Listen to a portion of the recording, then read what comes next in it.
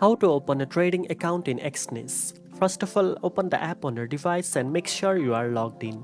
From the dashboard, tap on the plus icon at the top right corner next to accounts to start the account creation process. You will be prompted to choose the type of trading account you want. Exness offers several options such as Standard, Standard Cent, Pro, Raw Spread or Zero. Select the one that best suits your trading style and goals. After choosing your account type, tap on Continue. Next, you will see two options, Real and Demo. If you want to trade with real money, select Real. But if you want to practice using partial funds, select Demo. Then choose your base currency, maximum leverage and trading platform for the account. The base currency will be used for deposit, withdrawals and trading activities. In this tutorial, I will select Demo and then hit Continue.